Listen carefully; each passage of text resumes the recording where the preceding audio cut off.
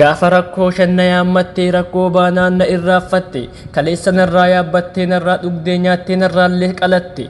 akkamiin har'a kunoo rakkoo keessan na irraaffatte achi keessan na ilaalte.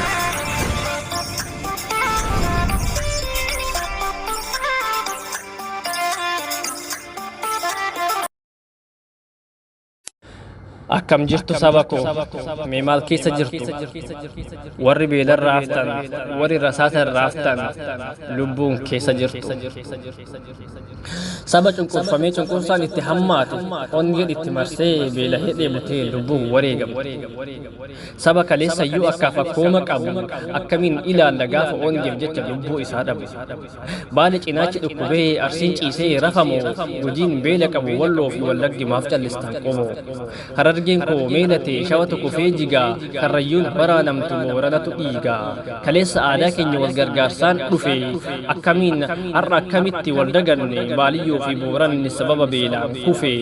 isa keenya dhiisii ormaafuu darbaa laannaa aadaa keenya dagannee garaa walitti jabaannaa baali miidhamuun bar hiddi qabsoo laamsha'e akkamiin diina qolata lammiin garaan beelahe har'a mee akkamiin baaliyyoon gaaga'amte baali madda gootaa warra hidhata wante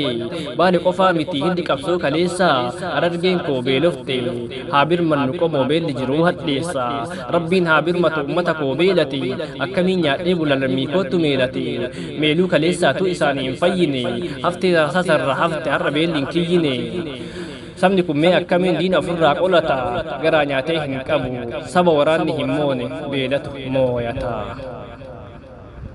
kaleessa minilis gaafa arsii cabsu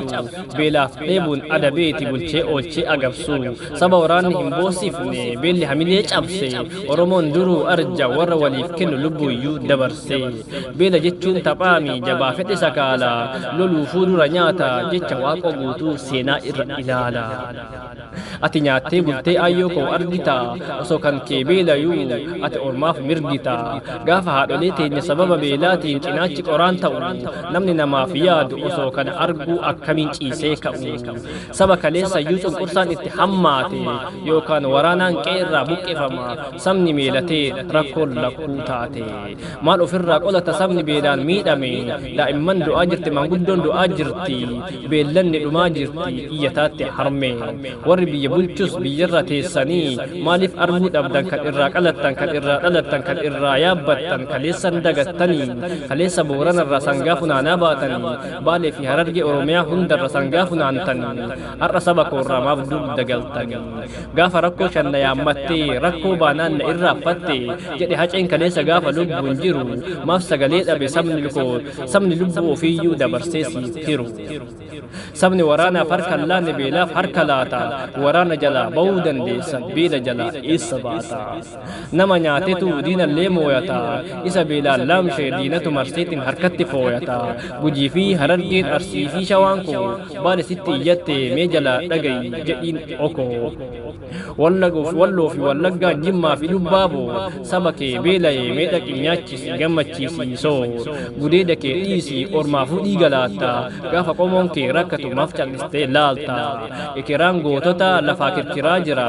lammin lammiif birmata birmadhu yaafira lammin lammiif birmadhu yaafira galatooma obboleessa keessan Arif Sheekaa